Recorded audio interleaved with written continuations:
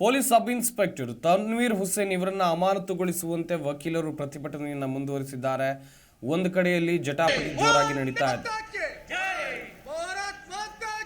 ತನ್ವೀರ್ ಹುಸೇನ್ ಅವರನ್ನ ಅಮಾನತುಗೊಳಿಸುವಂತೆ ಒತ್ತಾಯಿಸಿ ವಕೀಲರು ರಾಮನಗರ ಜಿಲ್ಲಾಧಿಕಾರಿಗಳ ಕಚೇರಿ ಆವರಣದಲ್ಲಿ ಪ್ರತಿಭಟನೆ ಮುಂದುವರಿಸಿದ್ದಾರೆ. ತಡರಾತ್ರಿ ನೂರಾರು ವಕೀಲರು ಜಿಲ್ಲಾಧಿಕಾರಿ ಕಚೇರಿಗೆ ಮುತ್ತಿಗೆ ಹಾಕಿ ಕಟ್ಟಡದ ಪ್ರವೇಶ ಮತ್ತು ನಿರ್ಗಮನ ಎರಡೂ ದ್ವಾರಗಳಿಗೆ ದಿಗ್ಬಂಧನ ಹಾಕಿದ್ರು. ಧರಣಿ ನಿರತ ವಕೀಲರು ಎಸ್ಐ ಅವರನ್ನ ಅಮಾನತು ಮಾಡುವವರೆಗೂ ಇಲ್ಲಿಂದ ಕದಲೋದಿಲ್ಲ ಮತ್ತು ಬುಧವಾರ ವಿಧಾನಸೌಧ ಚಲೋ ಚಳುವಳಿಯನ್ನು ನಡೆಸುವುದಾಗಿ ಹೇಳಿದ್ದಾರೆ.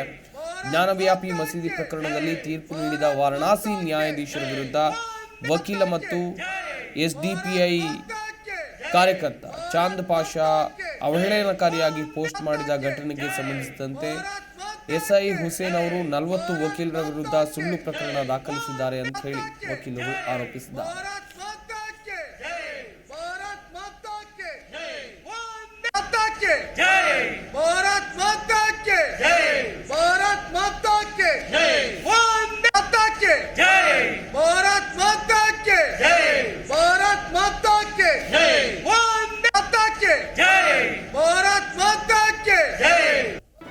ಜಿ ಕನ್ನಡ ನ್ಯೂಸ್ ಈಗ ನಿಮ್ಮ ಮನೆಯಲ್ಲೇ ನೋಡಿ.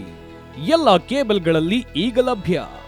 ಸನ್ Direct 292, Jio TV 1334, U digital 162, city cable 51, GTPL 17, Abhishek cables 821, rock line telecommunication 51, Shri Basaveshwara number 60, Vinayaka digital number 53, in digital number 896ರಲ್ಲಿ ನಿಮ್ಮಿಸ್ತದ ಜಿ ಕನ್ನಡ ನ್ಯೂಸ್ ನೋಡಿ ಆನಂದಿಸಿ.